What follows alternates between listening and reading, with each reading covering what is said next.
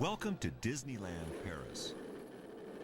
Here, thrilling roller coasters, dozens of Disney characters, spectacular shows, and a fairy tale castle bring in millions of visitors a year. It's a place where even grown-ups believe in magic. Basically, we're in the magic business, and you're not supposed to see the trickery or how it's done. The Disney people have always kept the tricks of their trade a closely guarded secret. But now, for the first time, they've allowed cameras behind the scenes for a look at what it takes to make the magic come alive. Join us for Inside Disneyland Paris.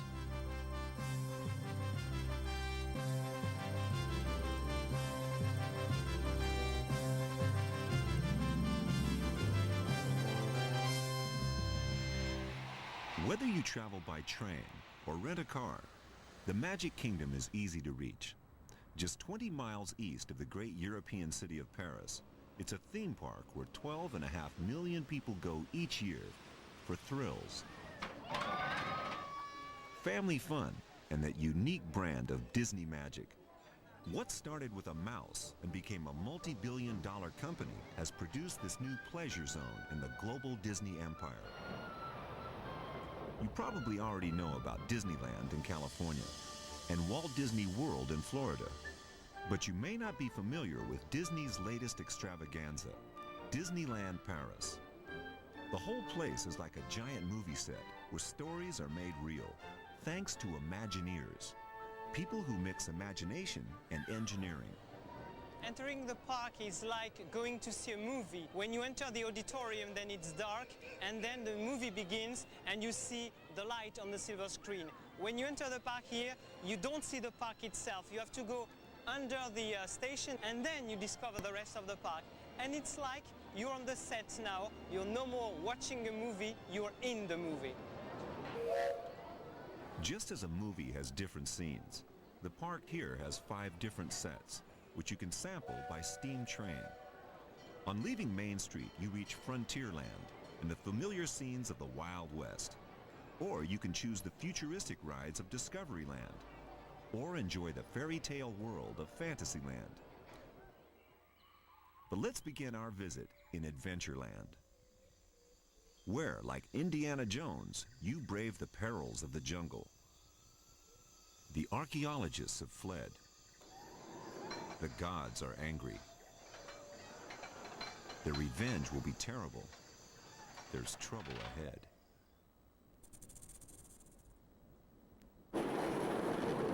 This ride will have you begging for less time after time. 1 minute 45 of thrills that feel like a lifetime when you're on it. Indiana Jones, the Temple of Peril, was already one of the most popular rides in the park. But recently, the roller coaster, buried deep in the heart of Adventureland, has had a major revamp.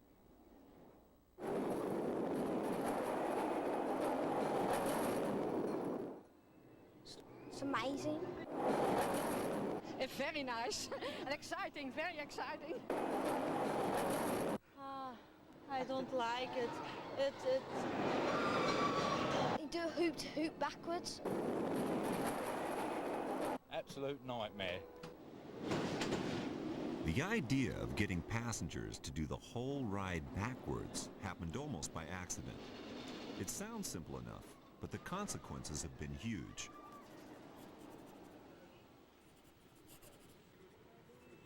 We persuaded one of the creative team who worked on the redesign of the ride to tell us how it happened. The Temple of Peril originally opened in 1993. It was a victim of its own success to a certain extent because it became one of our most popular attractions. And so after a couple of years, we began to look at the attraction in the same way an artist looks at his painting after a couple of years and says, what could I do to embellish that, or what could I do to improve that? At very busy times, the wait in the line for the ride was up to 2 hours long. So the first job was to redesign the carriages to fit in more passengers, 6, not 4, but at the same time make them lighter so that the ride would be more efficient. It was mission impossible for the engineers. An absolute nightmare. How do you put 50% more people into a train which we know is already on the limit of its weight. We're actually automatically putting more people in, and they want us to take weight away from the train as well. An absolute nightmare. The solution was to strip off all the excess decoration and weight inside the carriages, and to cram the seats together in a more upright position. Then came the suggestion, why not turn the seats around backwards? We actually strapped an 8mm camera to the back of the existing ride vehicles and filmed the attraction backwards. We could then see what the guests were going to see. It was a great idea. The ride would be thrilling. But it gave Andrew a new challenge to work on. Too many lateral Gs. Lateral Gs are what physicists call the effect of being thrown from one side to the other on a ride. Visitors call the same thing fun. But the key is to have them in moderation. It's a white-knuckle ride. They're gripping this handrest like nobody's business. They're going forwards, and they anticipate a fraction of a second before they go into the bend which way they're going to brace their body. When you're going backwards, you don't know which way you're going to go. So obviously your head is constantly being rolled from one side to the other. For us, that's a problem. The answer wasn't hard to find. The engineers got down to work on the track itself and started making changes. As you can see here, this part of the track was modified. We've banked it more to prevent the body being thrown too far out as they go into the bend. There are other areas further down in which we have tweaked it in a different manner. But the whole idea is we don't want a smooth ride. It needs to be a slightly shaky ride. But we don't want to have excessive lateral Gs. The engineers had cracked it. Now the designers had some thinking to do. If you were in a movie theater, you'd be watching the screen. If you turned around behind you, you'd be looking straight into the projection room, which is obviously not something you really want to see. So in the same sense, in our attractions, we have ride vehicles that have our guests facing in a certain direction, so we're guiding what they're seeing. However, if the guests turn around and look behind them, then they're obviously going to see something that we don't wish them to see. And that was one of the major challenges, was trying to find a way of hiding and theming all these different lighting rigs, things that the guests shouldn't really see. I think a lot of people find Indiana Jones and the Temple of Peril backwards even more thrilling than when it went forwards. It's actually like a real Indiana Jones adventure. There's a surprise around every bend. You don't know when the drops are coming. You certainly don't know when the loop is coming. And I think that makes for an even more thrilling attraction. In the end, they found answers to every problem. The only thing is, it's now more popular than ever, and you still have to wait to get on. So here's a tip. The new Fast Pass system lets you punch your ticket and then gives you a time to come back later. And when you do, you can go straight to the front of the line and have the ride of your life. The movie set magic carries on outside the park. There are 7 hotels to stay at, each with a different theme. At the Cheyenne, you're in cowboy country, with buildings inspired by Hollywood westerns. At the Santa Fe, you can almost feel the hot desert winds blowing through the Mexican-style pueblos. There's urban chic at the New York, and at the Newport Bay, the nautical decorations of a New England-style sailing club. The Newport Bay is the biggest of all the hotels, with 1,100 rooms. In fact, it's the biggest hotel in Europe and can have 3,000 guests a night. Your room is in the east wing on the 5th floor. Room number 305. Have a nice day, sir. Thank you. You're welcome. The hotel is a half a mile from one end of it to the other. That's a lot of corridor to carpet and clean, and a long walk back for any guest who's left something in the lobby, as Andre Willie knows only too well. He's a real Disneyland fan. In fact, he's been to the park so often he's lost count. I've been coming here since it first opened in 1992, and we've come pretty much every year since. I mean, this year I've been 3 times already this year, and it's just such a lovely place to come to. It's so peaceful and relaxed. You can get away from it all, or you can go and have the hurly-burly of the rides, whichever you want. He was so impressed after his first visit to a Disney theme park that he got a part-time job at one of their stores, and he still can't get enough. You're right in the heart of it. Nothing intrudes. There's no real world anymore, and you can just completely escape and just have a wonderful time.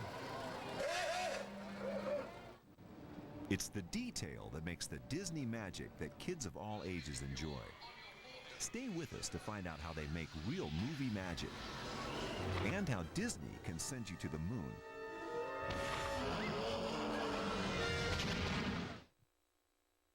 If you like stepping into this part of Disneyland Paris takes you into the world of the future.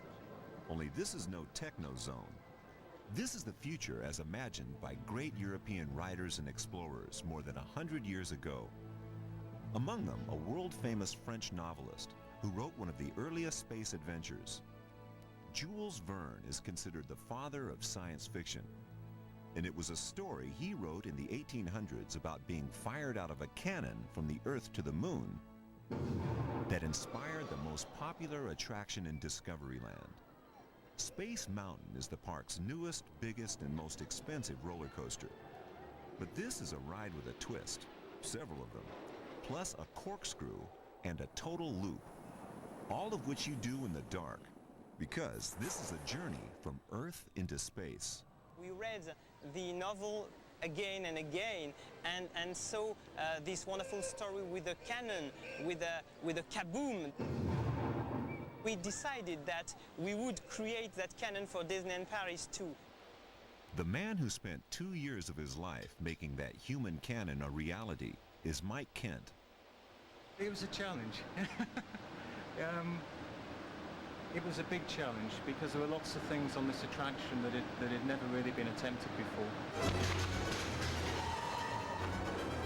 For a start, shooting people out of a cannon uphill. And then doing that every 30 seconds or so. That's unique. When you get fired to the moon on Space Mountain, you go from 0 to 60 in 2.5 seconds. But one of the secrets of the ride's success is in slowing people down. At the top of the catapult, there's a few seconds of weightlessness as you go over the top of the catapult, which simulates the moonshot of the cannon. And if you get the speed wrong at the top of the catapult, you don't get that feel of weightlessness. Changing the speed of the cars and how far apart they are on the ride is the key to safety also. It's so complex, it's all controlled by computer. Well, 5 computers, in fact. During the 3 seconds of launch, there are 5 computers that run in synchronization to guarantee the safety of the launch. And I believe that's the same number that checked the launch for a space shuttle.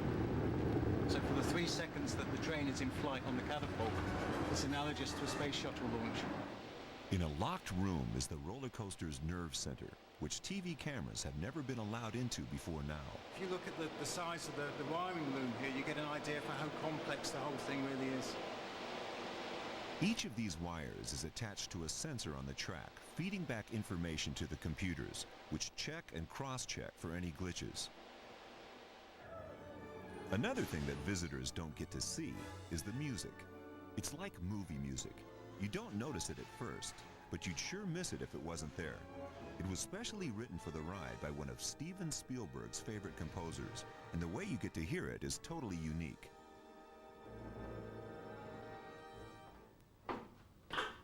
Mike allowed us exclusive access to one of the maintenance rooms to explain how the onboard sound system works.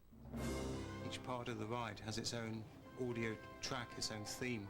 The vehicle itself knows exactly where it is in the ride, and it chooses the music to play for that portion of the ride.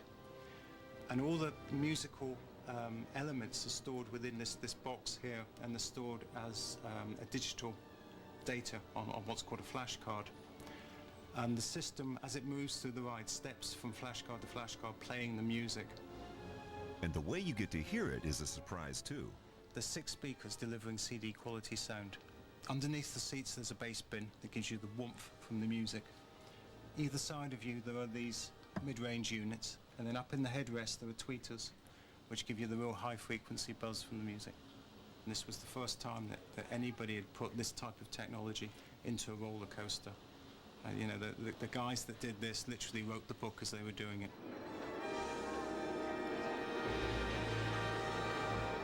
It's such a wow, even world-famous astronauts have given it the thumbs up. Buzz Aldrin was there to try the attraction, and it said it was nearly as impressive as the first time for him. So we knew we had been successful in creating this attraction because even Buzz Aldrin told us that it was really very, very good.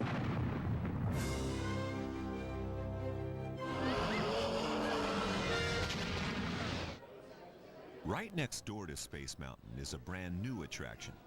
Honey, I Shrunk the Audience takes a familiar idea and gives it a 21st century twist. This isn't just a movie, it's an experience you see, hear, and feel. Absolutely fantastic. Best thing in the whole park, I would say. Really good, excellent, very, very good. It's amazing. Yes, it's like a dream. People arriving at the attraction are told they'll be part of an awards ceremony for crazy inventor Wayne Zielinski. But as with all the Honey movies, things don't go to plan. The professor's incredible shrinking machine gets turned on you, the audience. And so with the help of some Disney magic, you shrink. When I actually shrunk the audience, you wonder where you're going, 'cause it all sort of sinks down. And the Brilliant. dog at the end with the sneeze and it all soaks in. It's brilliant, I Brilliant, recommend yeah. it. To create this experience was a massive construction job. 3 shifts worked 24 hours a day to dig out the pit. Above it was suspended a moving floor that in itself weighed 100 tons. Add another 50 tons when you have 600 people sitting down, and you have a major engineering feat. But that's just the start of the special effects. It's perfect for those who long for the new companionship of a pet, none of the associated mess or mice. Give more power. Too much! A special camera was used to create the visuals. Plus, a mass of lasers and fiber optics. In fact, the whole theater is packed full of hidden special effects. 30 miles of electric cables were installed, plus 3 miles of air pipes and a mass of water pipes. All hidden from the public to create not just a visual, but a multi-sensory experience.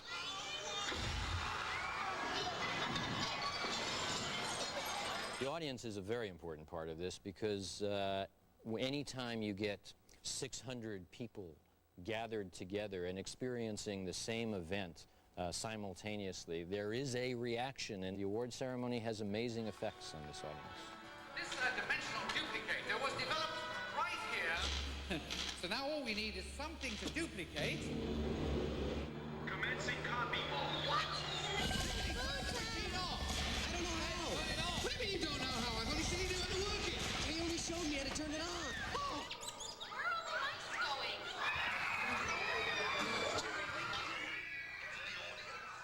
It's very real, very scary sometimes for a little one. Yeah, the mice was good. Oh, it's disgusting. When the mouse went up and down my legs, that was very scary. My snake, I think he might be over there. Can you find him for me? The tricks that we use to get the audience totally wrapped up in the experience are surprises and part of our wonderful, mysterious technology.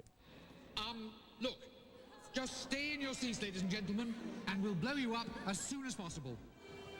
Then you can see how Disney does big and go where cameras have never been before. Behind the scenes at the Disney Parade. It's mid-afternoon in Disneyland Paris, and there's a growing sense of excitement. Long before the spectacle begins, families line the street to get the best view. It's the Disney Parade. With floats 30 feet high, all the favorite Disney characters, and a troupe of colorful dancers, it's a major production. It's called the Imaginations Parade because the idea is to represent all the nations of the world for the new millennium. Each continent has its own float surrounded by dancers from nearby countries.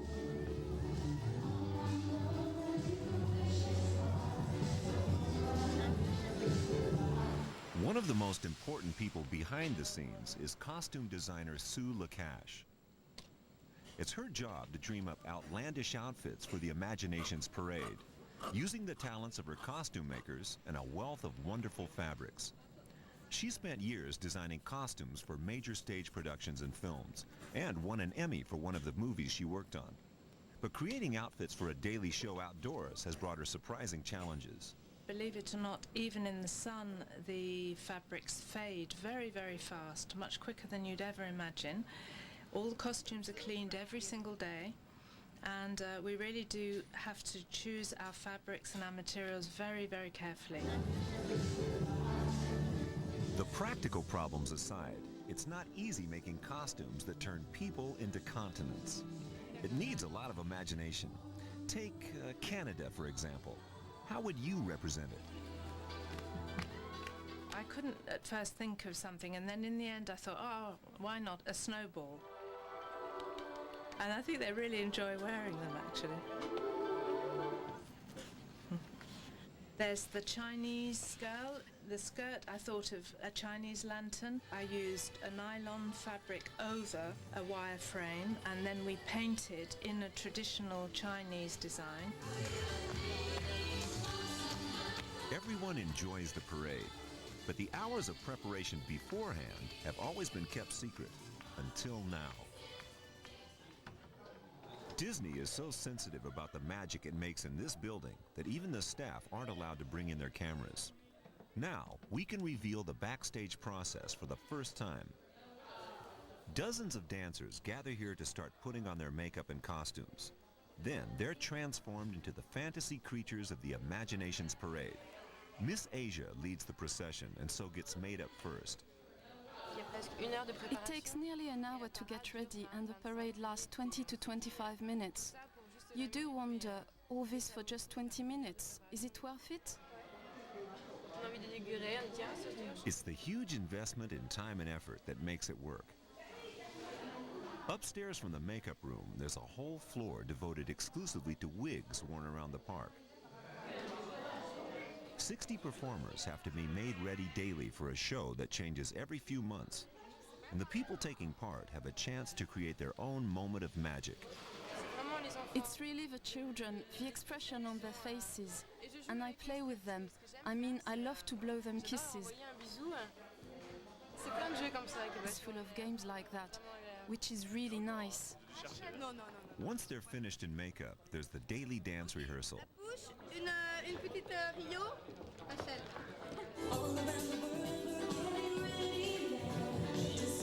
The steps are easy, and for most performers, it's a way of warming up before they hit the streets and the waiting crowds. For some, it's also a chance to get used to their costumes and to get into character, since they often change roles. A cowboy one day, a snowball the next. The parade is one of the things that draws visitors from all over Europe to Disneyland Paris. But it wasn't always that way. When Disney decided to open a theme park in France back in the 80s, it was taking a big risk. Though at the time, the idea seemed to make perfect sense. Building a Disneyland in Europe was almost like coming home. Many of the fairy tales that Walt Disney ended up depicting in his films, in fact, had European roots.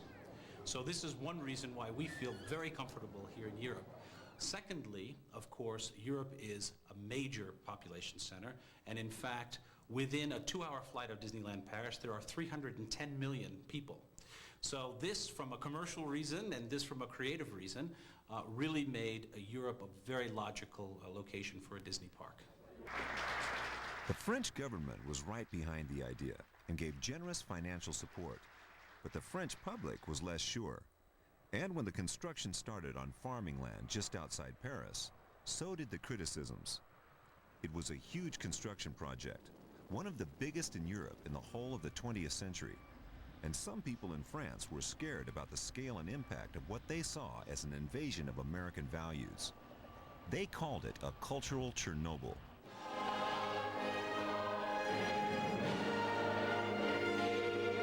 Despite the glitzy ceremony, the first few years after opening in 1992 were disappointing, with fewer visitors than expected. But the initial confidence was borne out. Things gradually did improve, and now the park welcomes more than 12 million visitors a year. But the managers have learned a few lessons along the way. We have to accommodate the fact that European guests have slightly different tastes in terms of their food, in terms of the type of merchandise they buy, from the tastes of Americans, and in fact slightly different from the tastes in Japan, where the Walt Disney Company also operates a park. One of the biggest changes they made was to the castle. This was down to Tom Morris, a top Disney Imagineer. He decided he had to design the castle to look different from the ones in the American parks. As Americans, we're amazed by any castle because we don't have castles in the United States. Coming back to France, we felt it was important not to build a literal castle because there are literally hundreds of castles within a 200-mile radius of here. So we had to do something different, a little bit more fantastic, more fairy tale, a little more unreal. And there are other differences too. Since Europeans like to take time over their food, there are more sit-down restaurants. There are more covered walkways to keep visitors dry. And there are totally new attractions, such as the maze based on the Alice in Wonderland story. So, do visitors who know the American parks spot the difference? I mean, other than the French words, it doesn't really feel like you're in France. It feels like you're in Disney, for sure. Mama, Rapunzel. Rapunzel, that's right. And whose house is that? Hansel and Gretel. Very good. You have a good memory. But it's the unpredictable weather that really makes the biggest difference to the park in France and keeps the Imagineers busy. We employ a number of little tricks. I don't know if you could call them trade secrets or not. They're simple things like lighting, having lots of incandescent lighting that's very warm. The color palette that we chose for the park was definitely warmer. At Walt Disney World, it's a little bit cooler. We want to cool you down because it's so hot there. Here, we want to warm you up a bit. So that's why the castle's just a little bit pinker than it is in California, and why Main Street's got a little bit more chroma in it, and the rock work has a little bit more heat. We'll be telling you the secrets of how they made this mountain and the roller coaster that runs through it in just a few moments. But first, a question. Could this be the biggest pantry in the world? There are some things Disney does the same the world over. One of them is making the whole park like a movie set. And that's not just setting the scene, it's creating the whole production. In Frontierland, Disney pays attention to detail on a grand scale to make visitors believe they've entered a 19th century boomtown in the American West. Big Thunder Mountain sets the tone. It looks like a real chunk of America transported to France, but it's actually a vast creation of cement and paint over a massive metal structure. Building Big Thunder Mountain was an enormous, enormous project. We have on our staff the greatest rock work sculptors and painters in the world. Anywhere in the world, you will not find better craftsmen than those that we have. The result is a very convincing mountain that tells a story about a mine and a runaway train and is home to a great roller coaster ride. Big Thunder is always one of the most popular attractions in all of the Disney parks. It's just a great classic blending of high thrill, whimsy, and comic events. Parents can ride it, but 10-year-olds can ride it as well. We asked the man who helped make and maintain the ride to walk us along the track and to give us a never-before-seen view of this Disney attraction. The first impression that the guest gets firstly is he's plunged into darkness, so he doesn't know where he is. And the first thing he sees as he comes round the corner, there's a little light at the end of the tunnel, which is right at the top, and he just doesn't know what to expect. And he pops up just here. He's taken onto the chain, which hauls up the train by virtue of hooks, which are underneath each of 4 of the wagons, and it makes a lovely mining clacky sound as the train runs up. Slowly but surely, and you come out through a cascade, and you're at the top of the mountain. And it's from that point on that you start your runaway, uncontrolled ride.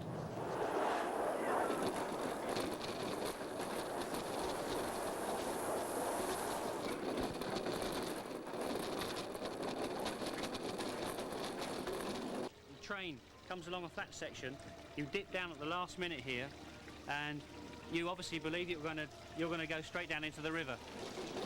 in order to create that effect. When the train just comes over the crest, there are sensors which trigger off the high pressure jet, which gives you the impression that you've really gone down into the water. So basically you just finished a long downhill run, you've just done the splashdown, you come round onto the bottom of this lift and you're just breathing a sigh of relief, getting ready for the next drop, and basically what we set up here are a number of animated figures. There's a goat here, just behind you there are a couple of donkeys, and it basically brings you back into the story and lets you calm down before you get dropped again for the next runaway section of the ride.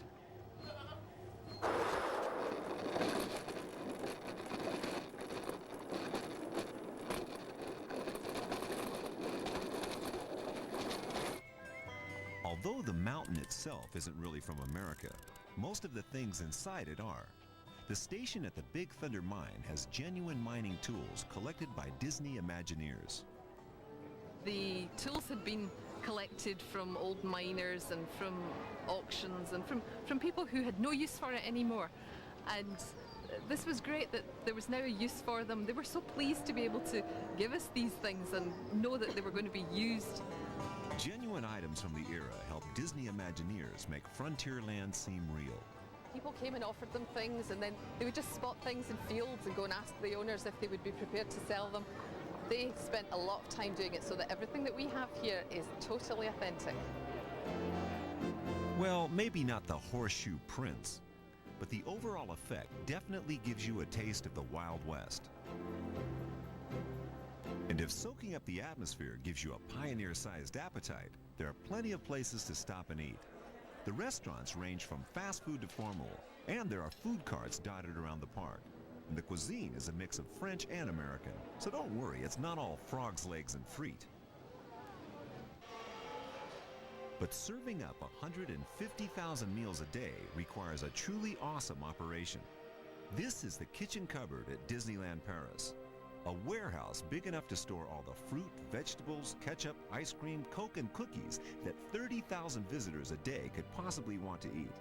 Coordinating it all is the man with a shopping list from hell. Well, believe it or not, we are serving more than 28 million meals every year in Disneyland Paris. So in order to serve all those meals, we have to buy and store a lot of products. For example, if we look at these items, Coca-Cola, we are using more than 6 million liters of Coca-Cola every year in Disneyland Paris, and that's a lot of food and beverages. They see 20 million rolls each year, enough ice cream to fill 200 swimming pools, and 1,500 tons of fries. Burgers and fries are still a firm favorite with many visitors, and providing enough of them is a real challenge. Hyperion in Discoveryland is the biggest fast food restaurant in the whole of Europe. Lunchtimes in the kitchen there are a frenzy. It's very, very busy. It's amazing. It's kind of war. Let's do hamburgers.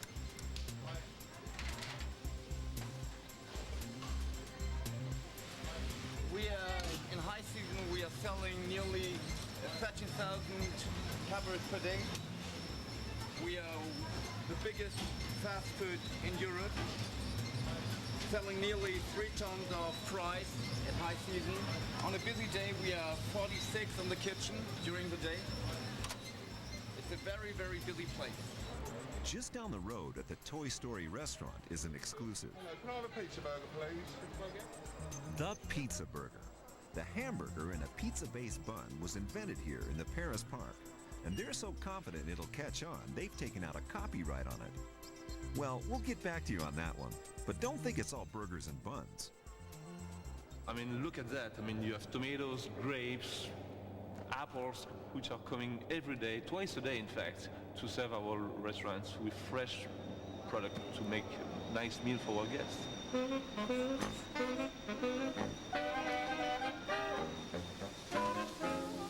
Delicious fresh food to suit every taste is handmade here, including luxury treats like this Cinderella chocolate slipper. In fact, chocolate is a Disneyland Paris specialty. The park employs a chocolatier. That's a top French chef who specializes in making sculptures out of the substance we all love. Okay. Ce que j'aime dans le chocolat, c'est avant tout le... What I like most about chocolate is the challenge.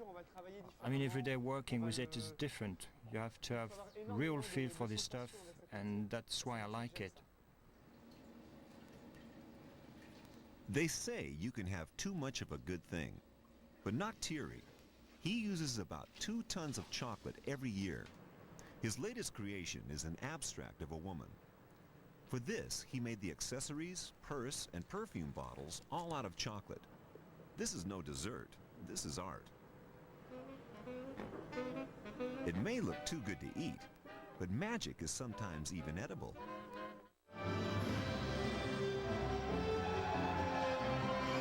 When you've digested, we'll be back with the real story of the most popular show in Disneyland Paris.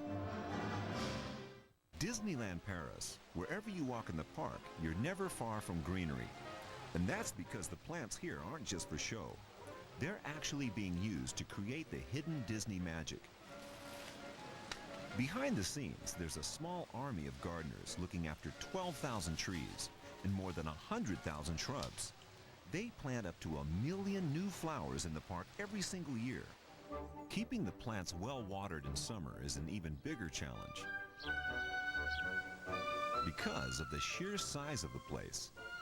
3,500 miles of water pipes run just below the park's surface. And it's Stefan's job to make sure all the plants get not too much, not too little. It's all done by computer, so he can operate it by remote control wherever he is in the world. I love this new technology that's permit me to contact the park and modify the irrigation everywhere in the world where I am. I call the computer, I can turn on irrigation, turn off irrigation, and I can do everything.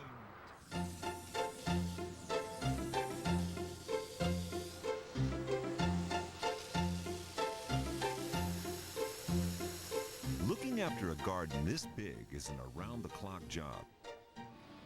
But while others are hard at work, the fun goes on. Just outside the park, there are dozens of restaurants, bars, and shows to choose from. And this is the most popular one of all.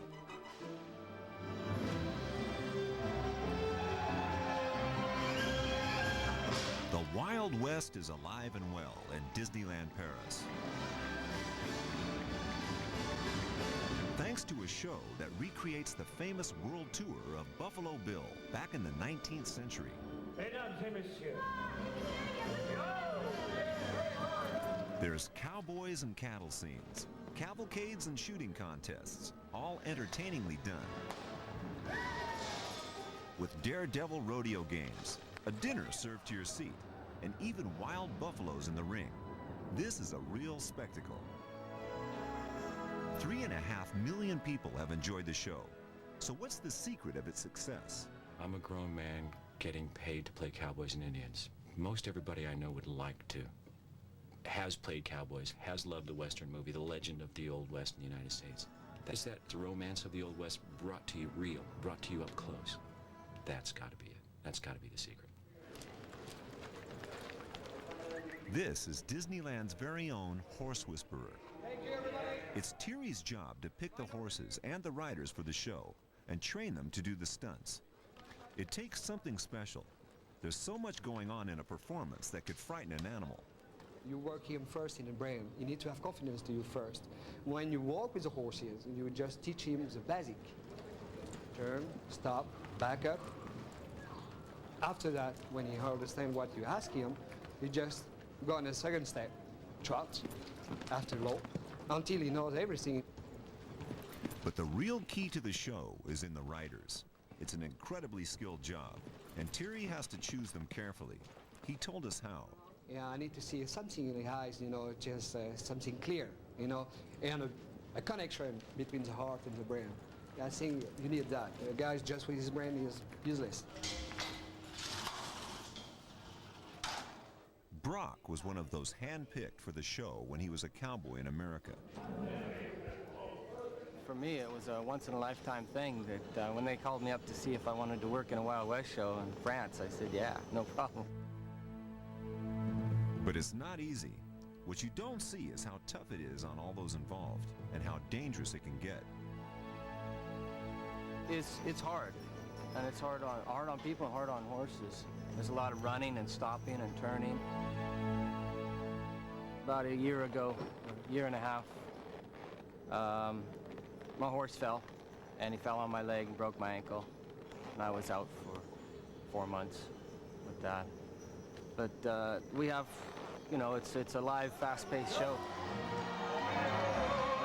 It demands great horsemanship, incredible physical fitness, courage, and a sense of spectacle. The show claims to be very close to the one done by the original Buffalo Bill. How true is it? We've got real Indians, we've got real cowboys, we've got real American quarter horses, real American buffalo, you know, a real stagecoach. It doesn't get much more real than that. One of the things that I like about it, in fact, is a lot of the guys in the show are very serious about who they are and what they're presenting in terms of their heritage, and that goes for the Indians and the cowboys.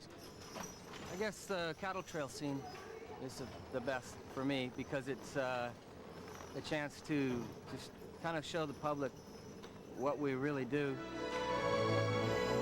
back where we come from. There are still cowboys working cows.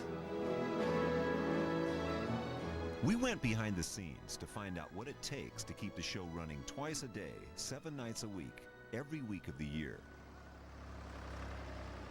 And the first thing is 572 tons of hay.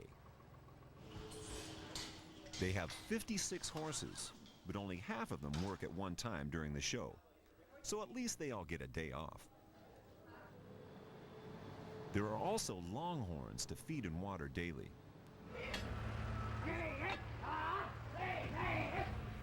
Not to mention a dozen wild animals, the bison. They can be dangerous and have to be kept separate from the rest. They really are wild animals, and only Thierry and their tamer are allowed into the pen to see them. Our cameraman said he'd take the risk until one of the beasts turned mean.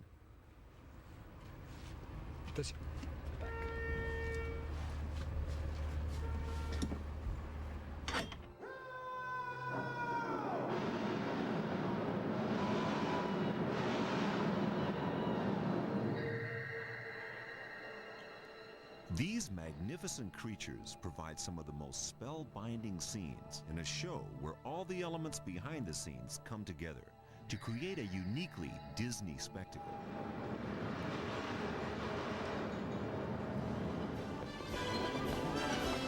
But the show never really ends in Europe's most popular theme park. The magic keeps on coming. On this trip, we've uncovered the minds and machines that made the first coaster to shoot you to the moon. Gone where the cameras have never been allowed before to show the hidden work behind the parade. Lifted the lid on Disney cooking. And got the inside story on redesigning this white-knuckle ride. But there's so much more to see on a visit to Disneyland Paris. You'll still believe in magic.